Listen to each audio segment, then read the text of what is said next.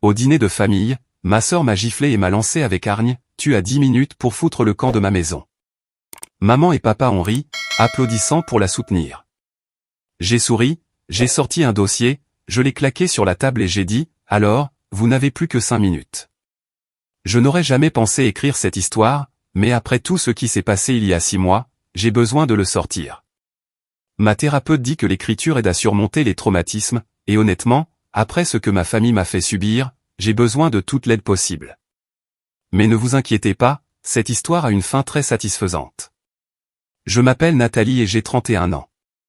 Je travaille comme experte comptable judiciaire senior, ce qui signifie que je passe mes journées à éplucher des dossiers financiers pour trouver des fraudes, des détournements de fonds, et d'autres crimes financiers. Je suis dans ce domaine depuis 8 ans maintenant, et c'est un travail méticuleux qui demande de la patience, de l'attention aux détails, et la capacité de repérer des schémas que d'autres ne voient pas. Ces compétences se révéleraient absolument cruciales dans ce qui allait se passer. Laissez-moi commencer par expliquer la dynamique de ma famille. Ma sœur aînée, Madison, a toujours été l'enfant prodige. Elle a 32 ans, elle est mariée à son amour de fac, Jake, et ils ont 2 enfants, Emma, 8 ans, et Tyler, 6 ans. Madison travaille comme agent immobilier, et elle a toujours été charismatique et extravertie, tout ce que mes parents voulaient chez une fille. Elle vit dans cette magnifique maison coloniale dans un quartier chic, conduit une BMW, et publie constamment sur les réseaux sociaux au sujet de sa vie parfaite. Et puis, il y a moi. Je suis plus calme, plus analytique, et je n'ai jamais vraiment correspondu au moule que mes parents voulaient. Je suis célibataire par choix, concentré sur ma carrière, et je vis dans un modeste appartement en centre-ville. Mes parents, Robert et Patricia, n'ont jamais caché leur déception face à mes choix de vie. Ils me demandent constamment quand je vais me caser et leur donner plus de petits-enfants, comme si les 2 de Madison ne suffisaient pas. Le favoritisme a été évident toute ma vie. Quand Madison a voulu aller dans des universités privées coûteuses, ils ont payé sans poser de questions. Quand j'ai demandé de l'aide pour mes frais de scolarité à l'université publique, ils m'ont dit que je devais apprendre le sens des responsabilités et contracter des prêts. Quand Madison s'est mariée, ils lui ont organisé un mariage à 40 000 €. Quand j'ai obtenu ma certification d'expert comptable, ils m'ont emmené chez Applebee's. Mais j'ai fait avec. J'ai construit ma propre vie, j'ai remboursé mes prêts étudiants en avance, et je suis devenue très bonne dans mon travail. Je pensais avoir trouvé la paix avec la dynamique de notre famille. J'avais tort. Les ennuis ont commencé il y a environ 1 an, lorsque j'ai commencé à remarquer des schémas financiers préoccupants. Mes parents sont tous les 2 à la retraite. Papa était cadre intermédiaire dans une entreprise manufacturière, et maman était secrétaire dans un cabinet d'avocats. Ils devraient vivre de la sécurité sociale et du modeste plan 401K de papa. Mais soudain, ils prenaient des vacances coûteuses. Papa a acheté un nouveau camion, et maman portait des bijoux que je n'avais jamais vus auparavant. Au début, j'ai pensé que les investissements de papa avaient peut-être bien marché, ou qu'ils avaient reçu un héritage dont j'ignorais l'existence. Mais ensuite, Madison a commencé à poster des photos d'Hawaï, puis de Cabo, puis d'Europe. Ses enfants portaient des vêtements de marque à l'école. Jake, qui travaille comme directeur de salle de sport, avait soudain une Rolex au poignet. Maintenant, je ne suis pas naïve. Je sais que l'immobilier peut être lucratif, surtout dans notre région où le marché a été en plein essor. Mais Madison n'est pas une super agente qui vend des propriétés à plusieurs millions. Elle s'occupe principalement de premières maisons et de condos. Les chiffres ne collaient pas.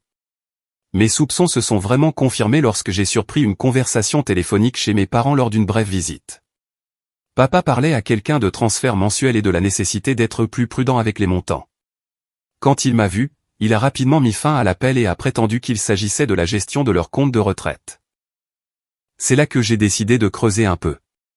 Je veux être clair, je n'ai rien piraté ni fait quoi que ce soit d'illégal. Tout ce que j'ai trouvé provenait de registres publics, d'analyse des réseaux sociaux, et de la bonne vieille observation. C'est incroyable ce qu'on peut apprendre quand on sait où chercher. J'ai commencé par les registres de propriété.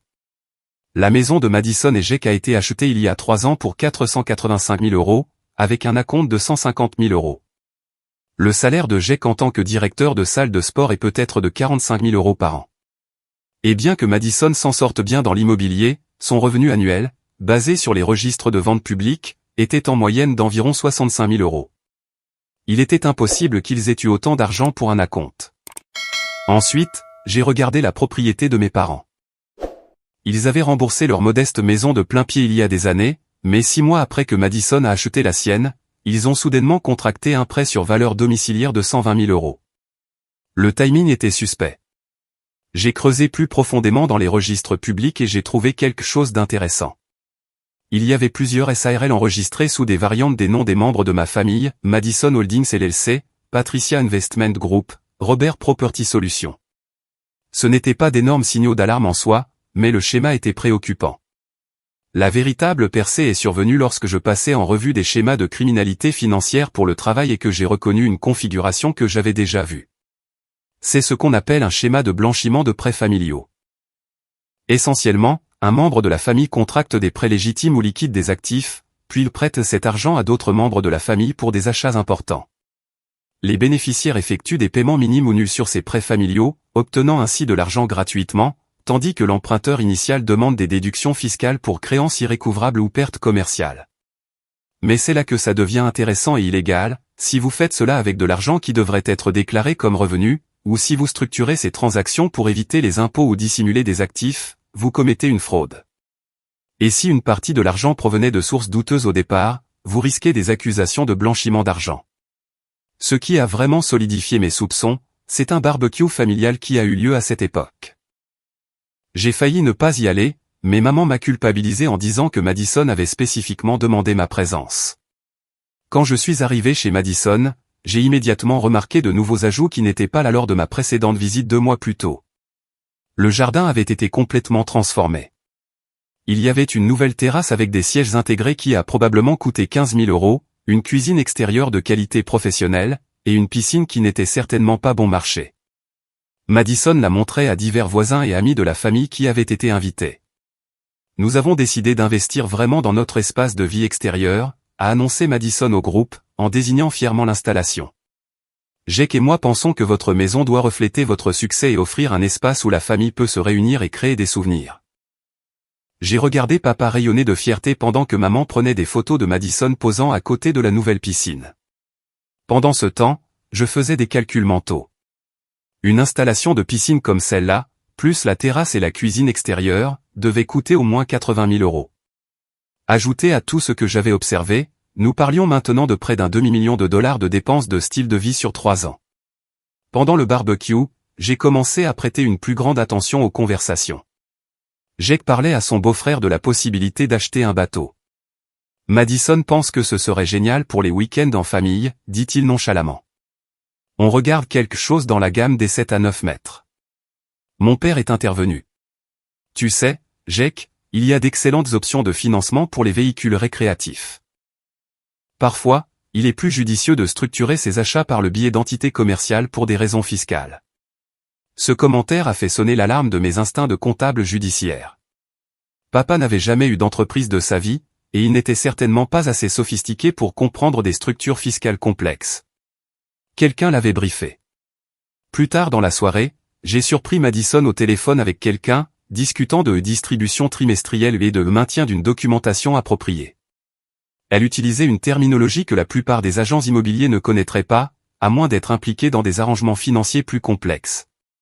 Les pièces du puzzle s'emboîtaient, mais j'avais besoin de preuves plus concrètes. C'est là que j'ai décidé d'adopter une approche plus systématique pour mon enquête. J'ai commencé par créer des chronologies détaillées des achats importants et je les ai croisées avec les sources de revenus connues et les événements de la vie. Le schéma était frappant. Chaque dépense majeure coïncidait soit avec un prêt contracté par mes parents, soit avec une mystérieuse augmentation des revenus d'entreprise de Madison. Par exemple, les vacances de Madison en Europe ont eu lieu 2 semaines après que mes parents ont obtenu une extension de prêt sur valeur domiciliaire de 35 000 euros. La Rolex de Jake est apparue sur les réseaux sociaux 3 jours après que Madison a publié un message sur un succès commercial majeur qui s'est soldé par une prime de 12 000 euros. J'ai également commencé à documenter leur style de vie plus attentivement. J'ai commencé à faire des captures d'écran de chaque publication sur les réseaux sociaux qui montraient des achats ou des expériences coûteuses. Madison a été étonnamment utile à cet égard. Elle documentait tout, des sacs à main de créateurs, des dîners chers, des escapades de week-end dans des complexes de luxe, des frais de scolarité pour une école privée pour les enfants qui n'étaient déclarés sur aucune déclaration de revenus que je pouvais consulter via les registres publics. Plus je creusais, plus le schéma semblait complexe. Ce n'était pas de la simple évasion fiscale. C'était une opération sophistiquée, conçue pour créer l'apparence de revenus légitimes tout en fonctionnant comme un moyen de transférer de la richesse entre les membres de la famille sans déclaration fiscale appropriée. J'ai découvert que les SARL écrans ne recevaient pas seulement de l'argent, elles étaient également utilisées pour effectuer des achats qui profitaient personnellement à la famille. Madison Holdings LLC avait acheté les meubles d'extérieur pour la terrasse. Patricia Investment Group avait payé ce qui semblait être des vacances familiales, qui étaient passées en charge d'entreprise. Robert Property Solutions avait effectué des paiements à des entrepreneurs pour des rénovations domiciliaires, à la fois sur la maison de mes parents et sur celle de Madison. Le montage était en fait assez astucieux, ce qui m'a fait soupçonner qu'ils avaient reçu une aide professionnelle pour le mettre en place. Ce n'était pas quelque chose que papa aurait pu imaginer tout seul. Et bien que Madison fût intelligente, ce niveau de complexité financière dépassait ce que j'attendrais de quelqu'un avec son parcours. C'est là que j'ai commencé à me pencher sur leurs associations professionnelles. Madison avait récemment commencé à travailler avec un nouveau conseiller financier, quelqu'un spécialisé dans la gestion de patrimoine pour les propriétaires de petites entreprises. Le site web de la firme était rempli de termes tels que stratégie d'optimisation fiscale et préservation du patrimoine familial. Je ne pouvais pas accéder à leurs conseils financiers spécifiques sans enfreindre des lois que je n'étais pas prête à enfreindre, mais je pouvais faire des recherches sur la firme elle-même. Ce que j'ai trouvé était préoccupant. Le conseiller, Richard Blackwell, avait été sanctionné 2 fois par la SEC pour des recommandations inappropriées à des clients et avait plusieurs plaintes de clients liées à des stratégies fiscales agressives qui avaient ensuite été rejetées par le fisc. Cela m'a appris 2 choses importantes. Premièrement, ma famille recevait probablement des conseils professionnels pour leur montage, ce qui le rendait plus grave d'un point de vue juridique. Deuxièmement, ils ne comprenaient peut-être pas pleinement les risques qu'ils prenaient en suivant ces conseils. J'ai presque eu pitié d'eux à ce moment-là. Presque. Mais ensuite, je me suis souvenu de la façon dont ils m'avaient traité pendant des années, et de la façon dont ils étaient prêts à tout risquer pour Madison tout en me laissant me débattre seul. La dernière preuve dont j'avais besoin est venue d'une source inattendue. Emma, la fille de 8 ans de Madison, l'a fournie par inadvertance lors d'une conversation décontractée lors d'une réunion de famille. Nous étions assis ensemble pendant que les adultes discutaient, et elle me parlait de sa nouvelle école. Maman dit que je peux aller à la meilleure école parce que papy et mamie m'aident à être intelligente, dit-elle innocemment. C'est gentil, ai-je répondu prudemment. Aimes-tu ta nouvelle école? Ça va, dit-elle avec l'honnêteté typique d'un enfant, mais c'est très cher. J'ai entendu papa dire à maman que ça coûte plus que tout l'argent de son travail. Ce commentaire m'a frappé comme un éclair. Les frais de scolarité pour Emma et Tyler s'élevaient à environ 30 000 € par an, au total. Le salaire complet de Jake était d'environ 45 000 €. Même avec les revenus immobiliers de Madison, ils n'auraient pas dû pouvoir se permettre une école privée pour les 2 enfants tout en maintenant leur style de vie actuel. Mais si mes parents injectaient de l'argent par le biais des fausses SARL pour couvrir les frais de scolarité, cela expliquerait comment ils s'en sortaient. Cela représenterait également un autre niveau de fraude fiscale, puisque les frais de scolarité payés par des entités commerciales ont des exigences de déclaration très spécifiques. Cette nuit-là, je suis rentré chez moi et j'ai fait des recherches sur les registres de paiement des écoles privées. Il a fallu un peu de recherche dans les documents financiers publics de l'école et les procès-verbaux des réunions du conseil d'administration, mais j'ai trouvé ce que je cherchais. Les registres de l'école montraient que les frais de scolarité pour Emma et Tyler Johnson étaient payés par Madison Holdings LLC en versement trimestriel. C'était la preuve irréfutable dont j'avais besoin. Madison Holdings LLC payait des dépenses personnelles d'éducation pour les enfants de Madison, tout en prétendant être une entité commerciale légitime. Le fisc voit d'un très mauvais œil l'utilisation d'entités commerciales pour payer des dépenses personnelles tout en demandant des déductions commerciales. À ce stade, j'avais des preuves documentées de entités commerciales frauduleuses utilisées pour canaliser de l'argent entre les membres de la famille, dépenses personnelles payées par des comptes d'entreprise, revenus non déclarés utilisés pour des achats importants, fraude hypothécaire impliquant des sources de revenus faussement déclarées, évasion fiscale par le biais de fausses déductions commerciales, et blanchiment d'argent potentiel par le biais de transactions structurées. Le montant total impliqué approchait les 400 000 € sur 3 ans, ce qui plaçait fermement cette affaire dans le domaine pénal fédéral. Mais je n'étais toujours pas prête à agir. Je voulais être absolument certaine de mes faits, et je voulais comprendre toute l'étendue de ce qu'ils faisaient. Plus important encore, je voulais voir s'ils reconnaîtraient un jour leur traitement à mon égard et feraient le moindre effort pour changer.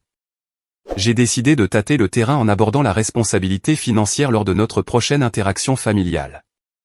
C'était le dîner d'anniversaire de maman dans un bon restaurant, et tout le monde était de bonne humeur.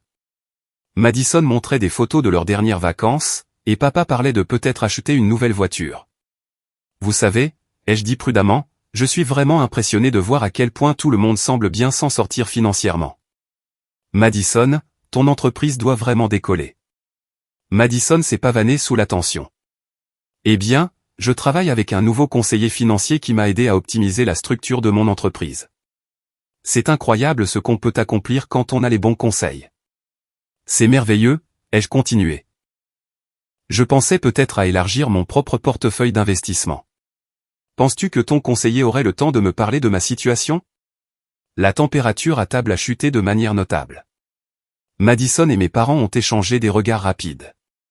Oh, Nathalie, dit maman avec une fausse douceur, je ne pense pas que Richard travaille avec de plus petits comptes. Il se spécialise dans les personnes qui ont déjà atteint un certain niveau de succès. Le rejet était clair. Même lorsque je demandais de l'aide, le genre d'aide qu'ils avaient librement accordé à Madison, ils ne pouvaient pas se résoudre à me traiter comme une égale. Je vois, ai-je dit doucement.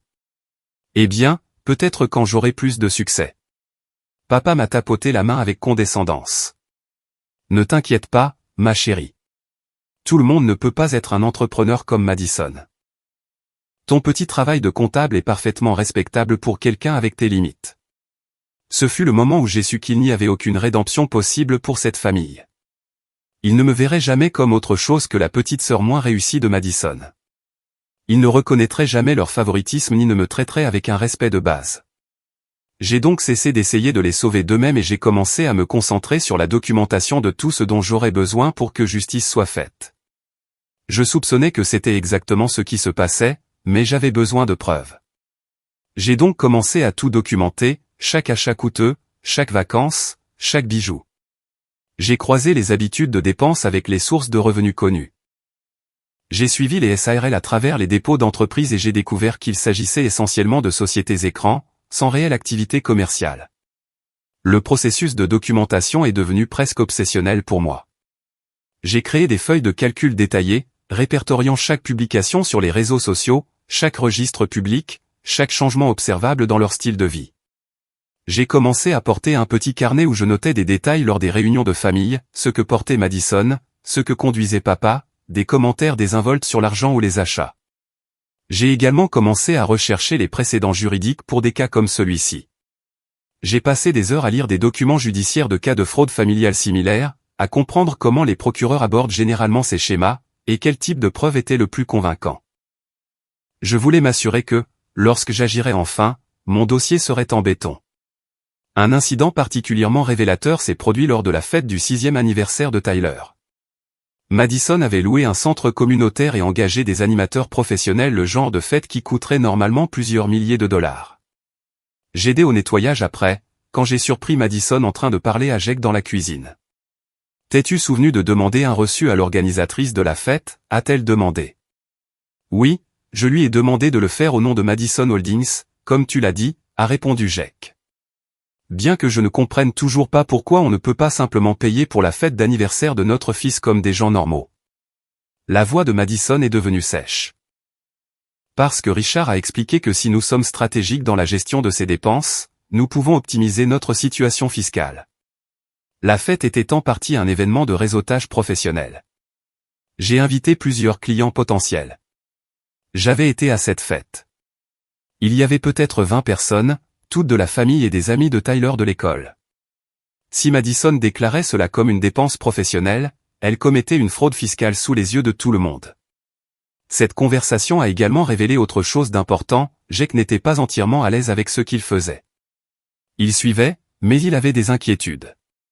Cela suggérait que Madison était le principal moteur du montage, possiblement avec la pression de mes parents. Au cours des semaines suivantes, j'ai commencé à prêter plus d'attention à Jake lors des réunions de famille. Il avait souvent l'air stressé lorsque les sujets d'argent étaient abordés, et j'ai remarqué qu'il consultait fréquemment son téléphone, généralement lorsque Madison ne regardait pas. Je soupçonnais qu'ils surveillaient leur compte bancaire, inquiets de leur situation financière malgré l'apparence de prospérité. Mes soupçons ont été confirmés lors d'une conversation décontractée lors d'un autre barbecue familial. Jake et moi nous sommes retrouvés à parler seuls pendant que Madison était à l'intérieur, montrant à maman ses derniers plans de rénovation. « Nathalie, dit Jake à voix basse, puis-je te demander quelque chose ? Tu travailles dans la finance. T'inquiètes-tu parfois de vivre au-dessus de tes moyens ? La question m'a prise au dépourvu. Que veux-tu dire ? Il a regardé nerveusement autour de lui, puis s'est penché plus près. Parfois, j'ai l'impression qu'on marche sur des œufs, financièrement parlant. Madison n'arrête pas de dire que tout va bien, que son entreprise marche très bien, et qu'on peut se permettre toutes ces choses, mais les chiffres ne semblent tout simplement pas coller, pour moi. J'ai ressenti un moment de sympathie pour Jake. Il savait clairement que quelque chose n'allait pas, mais il n'avait pas l'expertise pour comprendre exactement quoi. Une partie de moi voulait le prévenir, lui dire de commencer à tout documenter et à se protéger légalement. Mais ensuite, je me suis souvenu que Jake avait été complice de la fraude hypothécaire. Il avait signé des documents déclarant des revenus qu'il n'avait pas, et des sources d'actifs qui étaient douteuses. Même s'il n'était pas le cerveau, il avait participé à une activité criminelle. Le stress financier est très courant, ai-je dit prudemment. As-tu envisagé de parler à Madison de peut-être réduire certaines des plus grosses dépenses ? Jake a ri amèrement. J'ai essayé, mais Madison dit que je ne comprends rien aux finances d'entreprise, et tes parents n'arrêtent pas de lui dire qu'elle est intelligente d'investir dans leur style de vie. Je commence à avoir l'impression d'être le seul à penser que dépenser de l'argent qu'on n'a pas est une mauvaise idée. Cette conversation a révélé une autre couche de la dynamique familiale que je n'avais pas entièrement comprise. Mes parents n'étaient pas seulement des facilitateurs des dépenses de Madison, ils l'encourageaient activement. Ce sont probablement eux qui avaient mis Madison en contact avec le conseiller financier véreux, et ce sont certainement eux qui ont fourni le capital initial pour le montage. Cela avait du sens quand j'y pensais. Mes parents avaient toujours vécu modestement, mais ils avaient aussi toujours été profondément soucieux des apparences et du statut social. Le succès apparent de Madison les mettait en valeur par association. Ils pouvaient se vanter auprès de leurs amis de la belle maison et de l'entreprise prospère de leur fille, même s'ils étaient ceux qui la finançaient secrètement. L'aspect psychologique de ce montage était presque aussi intéressant que l'aspect financier. Mes parents achetaient un succès par procuration à travers Madison, vivant leurs propres ambitions inassouvies à travers son style de vie. Pendant ce temps, Madison était piégé dans une performance de succès de plus en plus coûteuse, qui nécessitait un apport financier constant pour être maintenu. Et Jake était pris au milieu, mal à l'aise avec la fraude, mais incapable de l'arrêter sans admettre sa propre complicité et détruire le style de vie auquel sa famille s'était habituée. La seule personne dans tout cet arrangement qui réussissait vraiment, c'était moi, celle que tous méprisaient. Je construisais une véritable richesse par un travail honnête, en vivant selon mes moyens, et en bâtissant une carrière basée sur des compétences et des réalisations réelles. Mais parce que mon succès était discret et modeste, ils le rejetaient comme un échec. Cette prise de conscience a renforcé ma détermination à mener l'enquête jusqu'au bout. Ils avaient choisi de construire leur vie sur des mensonges et de l'argent volé, tout en me traitant comme si j'étais l'échec de la famille. Il était temps que la réalité rattrape leurs fantasmes. J'ai passé les semaines suivantes à rassembler les dernières pièces de mon dossier. J'ai obtenu des copies de tous les registres publics pertinents, j'ai organisé mes preuves photographiques par ordre chronologique, et j'ai préparé des analyses financières détaillées montrant le flux d'argent entre les différents comptes et entités. J'ai également fait des recherches sur les lois fédérales et étatiques spécifiques qui s'appliquaient à leurs activités, évasion fiscale, fraude hypothécaire, blanchiment d'argent, exploitation d'entités commerciales frauduleuses. Chacune entraînait de lourdes peines, surtout lorsque les montants impliqués étaient aussi importants que ceux que j'avais documentés. Le plus difficile a été d'attendre le bon moment pour agir. Je savais que je n'aurais qu'une seule chance, et je voulais un impact maximal. J'avais besoin d'une situation où tous les acteurs clés seraient présents, où leur arrogance et leur sentiment de supériorité seraient pleinement affichés, et où le contraste entre leur succès perçu et leur comportement criminel réel serait le plus frappant. C'est alors que Madison a annoncé qu'elle organisait un dîner de famille pour célébrer sa récente récompense immobilière. Elle avait été nommée agent du mois par son agence, probablement sur la base de chiffres de vente gonflés, soutenus par les achats frauduleux de sa famille, et elle voulait célébrer cela avec un dîner formel chez elle. Ça va être une soirée vraiment spéciale, m'a-t-elle dit au téléphone. Je fais appel à ce nouveau traiteur chic du centre-ville, et j'ai aussi invité quelques membres de la famille de Jack. Je veux que tout le monde voie à quel point on s'en sort bien. L'ironie était parfaite. Madison voulait organiser une célébration de son succès frauduleux, en utilisant de l'argent obtenu par des activités criminelles, et dans une maison achetée avec des demandes de prêts frauduleuses. Et elle me voulait là, pour assister à son triomphe sur l'échec de la famille. J'ai immédiatement accepté l'invitation. À l'approche de la date du dîner, je me suis senti étonnamment calme. J'avais passé des mois à monter ce dossier, et j'étais confiante, à la fois dans la qualité de mes preuves et dans la justesse de ma cause.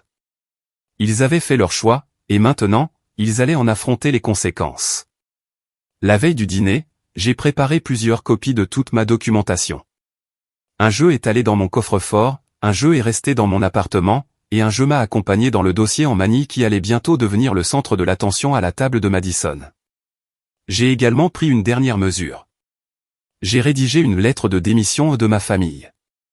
Pas une démission de mon travail, mais un document formel déclarant que je me retirais de toutes les relations familiales et que je ne considérerais plus Robert, Patricia, Madison, ou Jack comme faisant partie de ma vie. Je ne prévoyais pas de l'utiliser immédiatement, mais je voulais qu'elle soit prête au cas où ils essaieraient de me manipuler émotionnellement ou de me convaincre de reconsidérer mes actions.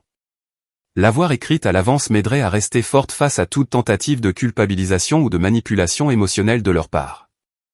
Alors que je m'habillais pour ce qui serait notre dernier dîner de famille, j'ai ressenti une anticipation que je n'avais pas connue depuis des années. Pour la première fois de ma vie d'adulte, j'allais avoir le pouvoir dans une interaction familiale. Pour la première fois, c'est moi qui allais contrôler la conversation et déterminer l'issue. Madison m'avait invité pour assister à son succès et me sentir inférieur en comparaison. Au lieu de cela, elle était sur le point d'apprendre que le vrai succès vient du travail acharné et de l'intégrité, et non de mensonges et d'argent volé. Et elle était sur le point d'apprendre que la sœur qu'elle avait toujours sous-estimée avait observé, documenté, et préparé ce moment depuis des mois. L'ironie était délicieuse. Madison pensait qu'elle organisait une célébration de sa supériorité sur moi. Au lieu de cela, elle organisait sa propre destruction. La preuve irréfutable est venue d'une source inattendue, les réseaux sociaux de Madison. C'est l'une de ces personnes qui publie tout, et je veux dire, tout. Elle a publié des photos de l'intérieur du bureau de son conseiller financier, où l'on pouvait clairement voir des documents sur le bureau. Elle a publié des photos de reçus coûteux comme des humbles vantardises. Elle a même publié la photo d'un chèque de 25 000 €, libellé à l'ordre de Madison Holdings LLC et provenant du compte joint de mes parents, avec la légende, tellement béni d'avoir une famille qui croit en mes rêves d'entreprise. C'est là que j'ai su que je les tenais, mais je n'étais pas encore prête à agir. J'avais besoin de comprendre toute l'étendue de ce qu'ils faisaient, et j'avais besoin d'un levier. Voyez-vous, le truc avec les crimes financiers, c'est qu'ils laissent des traces écrites. Et ces traces peuvent être utilisées pour calculer exactement combien d'argent était impliqué, depuis combien de temps le montage durait, et quelles pourraient être les sanctions potentielles. Au cours des 6 mois suivants, j'ai constitué un dossier complet. J'ai documenté environ 340 000 € de transactions suspectes entre mes parents et la famille de Madison, sur une période de 3 ans. J'ai trouvé des preuves de revenus non déclarés, d'évasion fiscale, et de ce qui semblait être un effort systématique pour dissimuler des actifs et gonfler les dépenses professionnelles. J'ai aussi découvert quelque chose qui m'a fait bouillir le sang. Vous vous souvenez comment mes parents ne pouvaient pas m'aider pour l'université parce que je devais apprendre le sens des responsabilités? Eh bien, le prêt sur valeur domiciliaire qu'ils ont contracté pour financer la compte de Madison. Ils avaient du mal à le rembourser. Papa avait même appelé la banque 2 fois pour demander des reports de paiement, et ils risquaient de perdre leur maison. Alors, si je comprends bien. Ils étaient prêts à risquer leur propre maison pour offrir un acompte gratuit à Madison, mais ils ne pouvaient pas épargner un centime pour m'aider à obtenir une éducation qui me permettrait de subvenir à mes besoins. Le favoritisme était encore pire que ce que j'avais réalisé. Mais je n'étais toujours pas prête à agir. Je suis une personne patiente, et je voulais m'assurer d'avoir tout ce dont j'avais besoin avant de passer à l'action. Je savais que je n'aurais qu'une seule chance, et je voulais qu'elle compte. L'occasion s'est présentée le mois dernier. Madison a décidé d'organiser un dîner de famille chez elle, la maison que l'argent de mes parents a aidé à acheter. Elle le faisait plus souvent ces derniers temps, je pense parce qu'elle aimait exhiber sa maison parfaite et sa vie parfaite. D'habitude, je trouvais des excuses pour ne pas y aller, mais cette fois, j'ai accepté l'invitation. J'aurais dû savoir que quelque chose n'allait pas quand je suis entré et que je les ai vus échanger des regards. Maman et papa étaient déjà là, assis à la table de salle à manger coûteuse de Madison, buvant du vin dans des verres en cristal qui, j'en étais sûr, coûtaient plus cher que mon paiement de voiture mensuel. Le dîner a commencé assez normalement. Madison a servi ce repas élaboré, saumon en croûte d'herbe, légumes rôtis, une sorte de risotto sophistiqué. Elle n'arrêtait pas de dire qu'elle avait pris un cours de cuisine et à quel point il était gratifiant de créer de beaux repas pour sa famille. J'ai souri et complimenté la nourriture, même si chaque bouchée avait un goût de cendre dans ma bouche. Mais ensuite, j'ai qu'à commencer à parler de leurs prochaines vacances en Toscane. Madison a travaillé si dur ce trimestre, dit-il en lui serrant la main. Elle mérite une pause. En plus, les enfants n'ont jamais été en Europe. C'est merveilleux, ai-je dit prudemment. Ça doit être cher, cependant. Madison a balayé l'air d'un geste dédaigneux. Quand on réussit, on trouve un moyen. Certaines personnes ont juste de meilleures compétences en gestion financière que d'autres. La pique était évidente. Papa a gloussé, et maman a hoché la tête en signe d'approbation. C'est là que j'ai réalisé que ce dîner n'était pas seulement pour se vanter. C'était pour me remettre à ma place, me rappeler ma position dans la hiérarchie familiale. Il voulait que je me sente petite et ratée, comparée à la vie apparemment parfaite de Madison. En parlant de gestion financière, dit maman en posant son verre de vin, Nathalie, ne penses-tu pas qu'il est temps que tu commences à penser plus sérieusement à ton avenir? Tu ne rajeunis pas, et ton petit appartement ne prend pas vraiment de valeur. Mon appartement va très bien, ai-je répondu calmement. Je construis ma carrière et mes économies. Tout le monde n'a pas besoin d'une grande maison pour être heureux. Madison a ri, mais ce n'était pas un son aimable. Carrière? Nathalie, tu comptes l'argent des autres pour vivre. Ce n'est pas vraiment une carrière avec un potentiel de croissance. Je résous des crimes financiers, ai-je corrigé. J'aide à mettre des criminels en prison et à récupérer des actifs volés. C'est en fait assez gratifiant. Si tu le dis, dit Madison avec un sourire narquois. Mais soyons réalistes. Quand as-tu fait quelque chose de vraiment impressionnant pour la dernière fois? Quelque chose qui a rendu maman et papa fiers? La pièce est devenue silencieuse. Je pouvais sentir tous leurs yeux sur moi, attendant de voir comment j'allais réagir. C'était le moment qu'ils avaient préparé, la raison pour laquelle j'avais été invité à ce dîner. Ils voulaient m'humilier. Je suis fier de mon travail, ai-je dit doucement. Papa a secoué la tête. Nathalie, nous voulons juste que tu réussisses. Regarde Madison. Elle a une belle maison, une famille aimante, une entreprise florissante. Elle vit le rêve américain. Avec de l'argent emprunté, ai-je dit avant de pouvoir m'arrêter. La température dans la pièce a chuté d'environ 20 degrés. Le visage de Madison est devenu rouge, et Jake s'est agité inconfortablement sur son siège. Pardon, dit Madison, sa voix dangereusement calme. J'aurais dû reculer, j'aurais dû m'excuser et essayer d'arrondir les angles, mais quelque chose en moi a craqué. Peut-être que c'était des années à les voir favoriser Madison tout en me traitant comme une déception. Peut-être que c'était de savoir qu'ils avaient risqué leur propre maison pour financer son style de vie tout en me laissant me débattre seul. Peut-être que j'en avais juste marre de prétendre que tout allait bien, alors que ce n'était manifestement pas le cas. J'ai dit, avec de l'argent emprunté, ai-je répété, plus fort cette fois. Cette maison, ces vacances, ces bijoux que maman porte, tout est financé par des prêts et des arrangements financiers qui ne correspondent pas exactement à vos niveaux de revenus déclarés. Madison s'est levée si vite que sa chaise a failli basculer. Comment oses-tu venir chez moi et m'accuser de ce dont tu m'accuses? Je ne t'accuse de rien, ai-je dit calmement. J'énonce des faits. Des faits? La voix de papa devenait plus forte. Nathalie, tu es complètement déplacée. Madison travaille dur pour tout ce qu'elle a vraiment, ai-je demandé.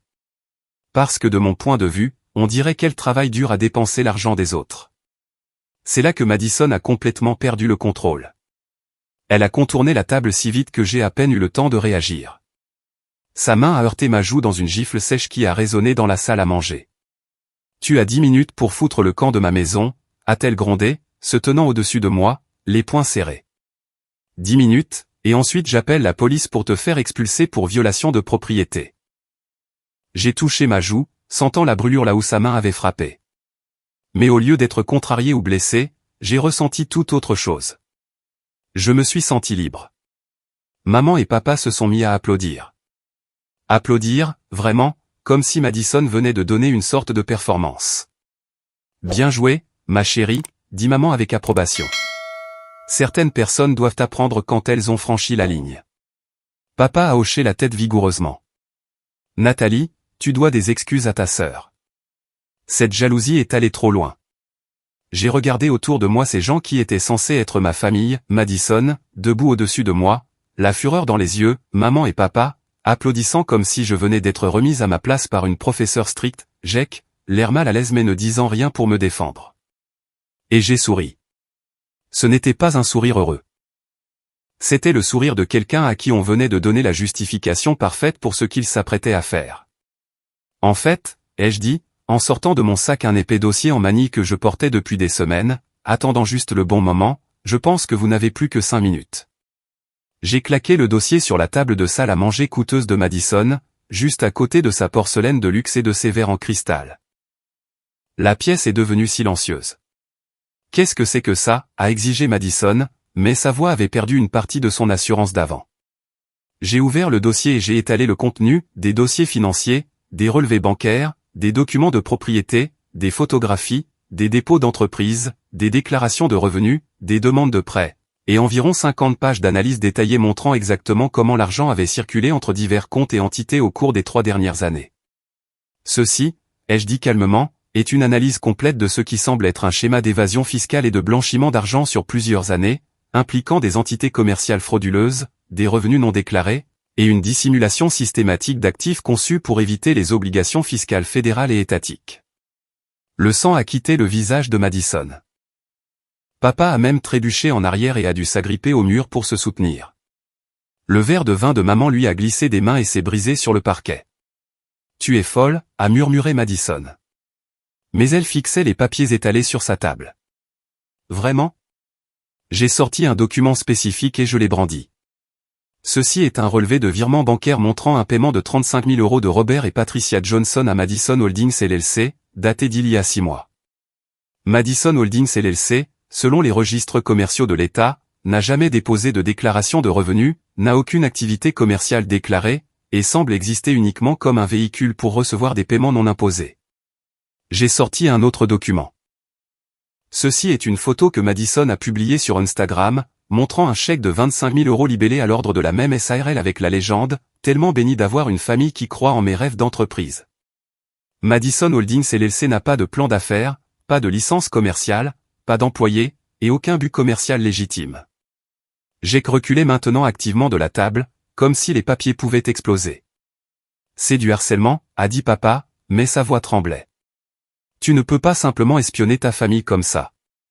Je n'ai espionné personne, ai-je répondu. Tout ce qui est ici provient de registres publics, de publications sur les réseaux sociaux, et d'une analyse financière de base. C'est incroyable la quantité d'informations que les gens rendent disponibles quand ils pensent que personne ne fait attention. J'ai sorti une épaisse feuille de calcul. Au cours des 3 dernières années, j'ai documenté environ 340 000 € de transferts suspects entre divers membres de la famille, dont aucun ne semble avoir été correctement déclaré à des fins fiscales. Le schéma suggère une évasion fiscale systématique impliquant plusieurs parties, à travers les juridictions étatiques et fédérales. Madison s'est affalé sur sa chaise. C'est juste une famille qui aide une famille. Il n'y a rien d'illégal à ce que des parents aident leurs enfants.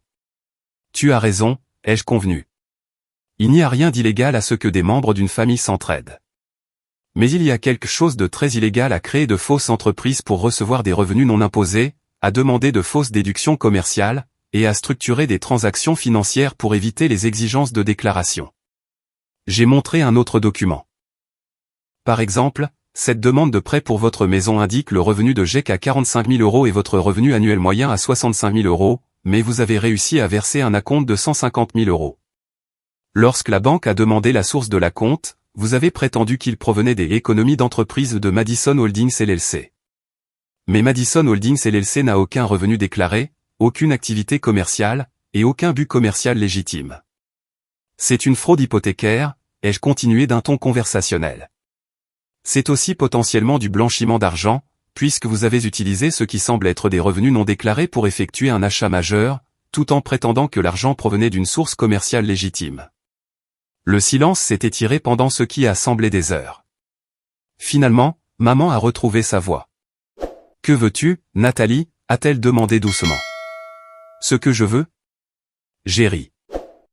Mais ce n'était pas un son agréable. Ce que je voulais, c'était une famille qui me traite avec un respect et une équité de base. Ce que je voulais, c'était des parents qui ne risquent pas leur propre maison pour financer le style de vie de ma sœur tout en me laissant me débattre seul.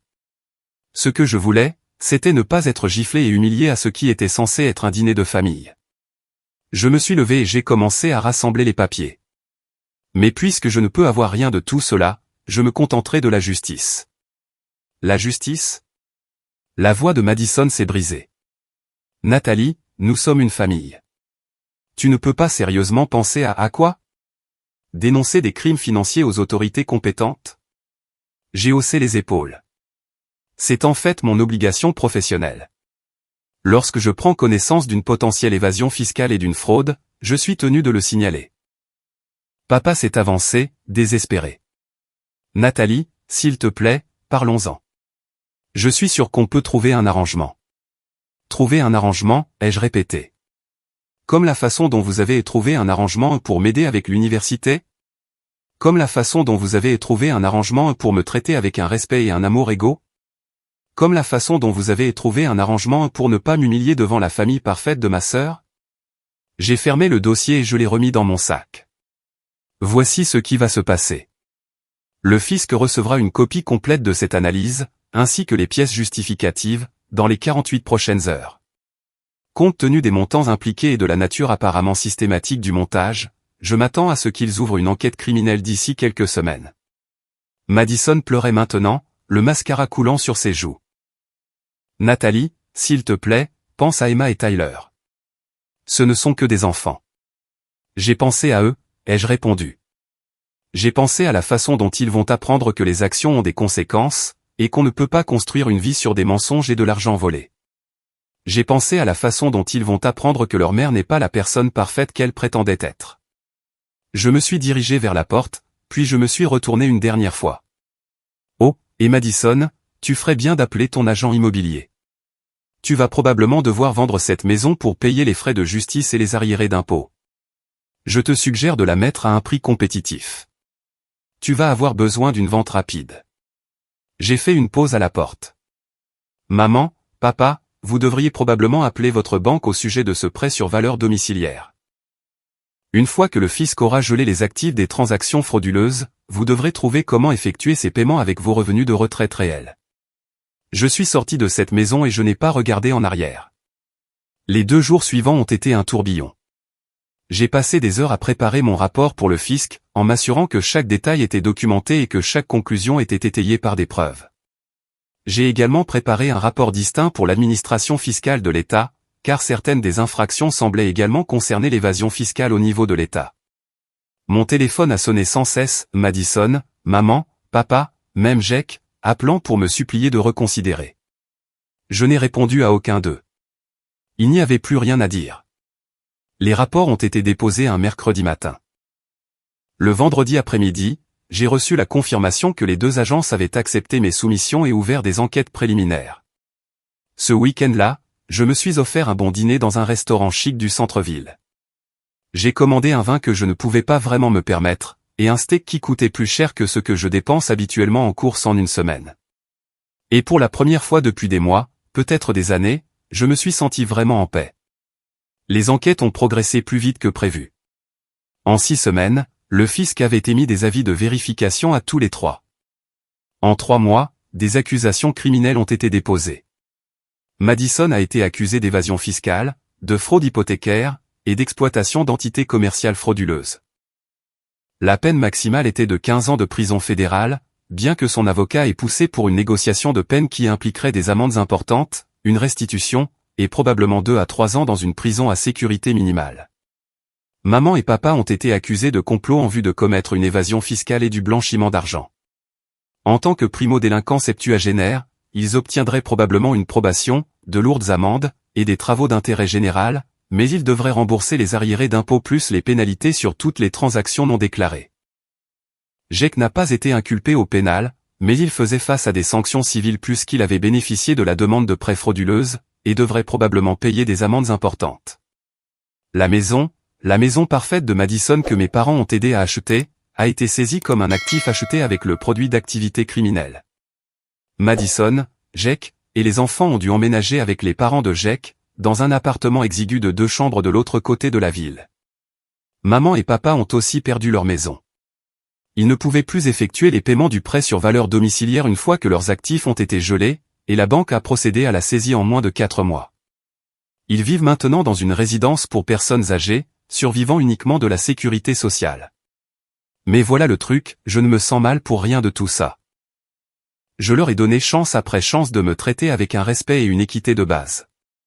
J'ai ignoré des années de favoritisme et d'exclusion. J'ai serré les dents lors d'innombrables réunions de famille où ils me faisaient me sentir petit et raté. Mais quand Madison m'a giflé et que mes parents ont applaudi en signe d'approbation, ils ont franchi une ligne qu'ils ne pouvaient pas défranchir. Ils ont clairement montré que je n'étais pas vraiment de la famille pour eux. J'étais juste quelqu'un qu'ils gardaient dans les parages pour mettre Madison en valeur par comparaison. Je leur ai donc donné exactement ce qu'ils méritaient, les conséquences de leur propre choix. La meilleure partie ? Ma carrière en a réellement bénéficié. La complexité et la rigueur de mon analyse ont impressionné mes supérieurs, et j'ai reçu une mention élogieuse du fisc pour mon travail sur l'affaire. J'ai obtenu une promotion et une augmentation significative, et je suis maintenant considéré pour un poste au sein de l'unité des crimes financiers du FBI. Madison a tenté de me contacter une dernière fois il y a environ un mois. Elle a envoyé un long email parlant de la façon dont j'ai détruit la famille et comment Emma et Tyler demandaient pourquoi ils ne pouvaient plus vivre dans leur maison. Elle a dit que j'étais sans cœur et cruel, et que les vrais membres d'une famille se pardonnent et règlent les choses en privé. J'ai supprimé l'email sans répondre. Voyez-vous, Madison n'a jamais compris que le respect se mérite, il ne se donne pas. Elle pensait que le simple fait d'être parent avec quelqu'un signifiait qu'il devait accepter n'importe quel traitement que vous lui infligiez, peu importe à quel point c'était injuste ou cruel. Elle avait tort. Et c'est ainsi que j'ai finalement tourné la page sur ma soi-disant famille. Pour la première fois de ma vie, je ne me suis pas senti comme la fille oubliée ou le bouc émissaire qu'ils pouvaient ridiculiser pour se sentir supérieure. Je me suis senti forte, capable, et en contrôle. Tout ce qu'ils avaient essayé de me refuser, le respect, la stabilité, la reconnaissance, je l'avais construit pour moi-même. Pas par des mensonges, pas par la fraude, mais par la discipline, le travail acharné, et l'intégrité. Parfois, tard le soir, je repense encore à ce dîner. Je peux encore sentir la brûlure de la gifle de Madison, entendre le son des applaudissements de mes parents, et voir les regards suffisants qu'ils arboraient quand ils pensaient m'avoir remise à ma place. Mais maintenant, au lieu de la colère, ces souvenirs m'apportent de la clarté. C'est à ce moment-là que j'ai arrêté d'attendre qu'ils voient ma valeur. C'est à ce moment-là que j'ai repris mon pouvoir. Je me suis investi dans mon travail depuis, et ça a payé. L'offre du FBI est presque finalisée, et je travaillerai bientôt sur des affaires qui feront passer ce que ma famille a fait pour un jeu d'enfant, des réseaux de détournement de fonds d'entreprise, des schémas de fraude de plusieurs millions de dollars, des opérations de blanchiment d'argent international, des affaires où mes compétences peuvent faire une réelle différence. Et cette fois, je me battrai pour la justice sans aucun bagage émotionnel pour me retenir. Quant à ma famille, j'ai eu des nouvelles par bribes, par des connaissances communes. Madison est toujours amère, racontant à qui veut l'entendre que j'ai ruiné sa vie. Jake travaille de longues heures, essayant de reconstruire leurs finances, bien que la plupart de son salaire aille au remboursement des amendes et de la restitution. Maman et papa se font discrets maintenant, gênés de se montrer à l'église ou lors de rassemblements sociaux. L'image dorée qu'ils ont passé leur vie à essayer de projeter a été brisée. Et moi ? Je dors profondément la nuit, parce que je sais que je n'ai pas détruit ma famille. Ils se sont détruits eux-mêmes. J'ai juste refusé de continuer à les couvrir. S'il y a une leçon que j'ai tirée de tout cela, c'est que la famille n'est pas une question de sang. C'est une question de loyauté, de respect, et d'amour. Sans ces choses, vous n'êtes que des étrangers avec le même nom de famille. Et quand des étrangers vous giflent et applaudissent pendant que vous êtes humiliés, vous ne leur devez pas le silence. Vous leur devez la vérité. C'est exactement ce que je leur ai donné. La vérité, la justice qu'ils n'ont jamais pensé que je serais assez forte pour rendre. Et la liberté que je n'ai jamais pensé trouver.